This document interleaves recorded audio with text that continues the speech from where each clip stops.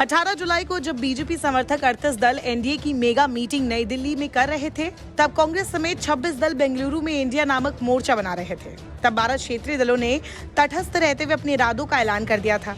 2024 के लोकसभा चुनाव में ऐसी तटस्थ रहने वाली क्षेत्रीय पार्टियां बड़ा खेल करना चाह रही है। बड़ी बात यह है कि इन 12 दलों में से सिर्फ 3 क्षेत्रीय पार्टियां यानी बीजेडी, वाईआरसीपी और बीआरएस जिन राज्यों में शासन करती है, वहां ओडिशा, आंध्र प्रदेश और तेलंगाना से लोकसभा के 63 सांसद चुनकर जाते हैं। जिन 12 दलों ने मंगलवार को एनडीए और इंडिया से खुद को दूर रखा, उनमें बीजेडी, वाईआरसीपी, बीआरएस के अलावा मायावती की पार्टी बीएसपी भी शामिल है, जिन्होंने 2024 के चुनाव में अकेले चुनाव लड़ने का ऐलान किया। फिलहाल बीएसपी के 10 लोकसभा सांसद हैं। इनके अलावा दोनों गठबंधनों से अलग रहने वाले क्षेत्रीय दलों में पूर्व प्रधानमंत्री एचडी देवेगौड़ा की जेडीएस, एन चंद्रबाबू नायडू की टीडीपी, असदुद्दीन ओवैसी की पार्टी एआईएमआईएम, पंजाब की शिरोमणि अकाली दल एसएडी मान, हरियाणा की इंडियन नेशनल लोकदल, राजस्थान में हनुमान बेनीवाल की राष्ट्रीय लोकतांत्रिक पार्टी और असम की एआईयूडीएफ भी शामिल है। संभव है कि इन 12 दलों में से कुछ किसी न किसी किनारे लग जाए, यानी किसी न किसी गठबंधन में शामिल हो जाए, क्योंकि उनकी बातचीत चल ही रही है।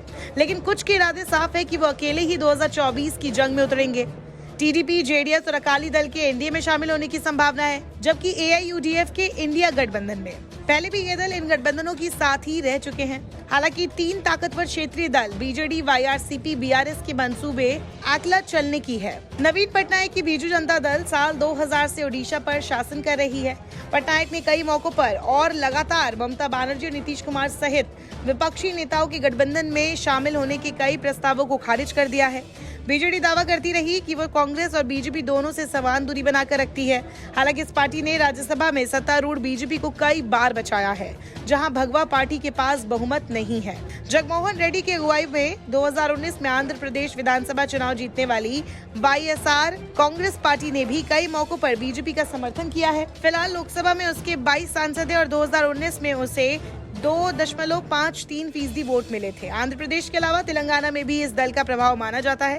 हालांकि पवन कल्याण की जन सेना पहले से ही एनडीए के खेमे में जा चुकी है और टीडीपी प्रमुख चंद्रबाबू नायडू ने एनडीए में वापसी के संकेत दिए हैं। ऐसे में जगमोहन रेड्डी के पास 2024 से पहले सीमित विकल्प हो सकते हैं। तेलंगाना के मुख्यमंत्री के चंद्रशेखर राव का मामला ऊपर के दोनों मामलों से अलग है। वो विपक्षी गठबंधन के लिए पहल करने वाले पहले क्षेत्रीय नेताओं में अग्रणी रहे हैं। उन्होंने राष्ट्रीय फलक पर विस्तार की चाहत में ही अपनी पार्टी का नाम तेलंगाना राष्ट्र समिति से बदलकर भारत राष्ट्र समिति कर लिया था। उन्होंने गैर बीजेपी, गैर कांग्रेस मोर्चा बनाने के लिए और विपक्षी नेताओं से मिलने के लिए कई राज्यों की यात्रा की थी, लेकिन नीतीश कुमार के सक्रिय होते ही उनकी रफ्तार अचानक कुंद पड़ गई। वो अकेले ही लोकसभा और विधानसभा का चुनाव लड़ेंगे। फिलहाल उनके 9 लोकसभा सांसद हैं। 2019 में बीआरएस, तब की टीआरएस थी, उसे 1.25% वोट मिले थे।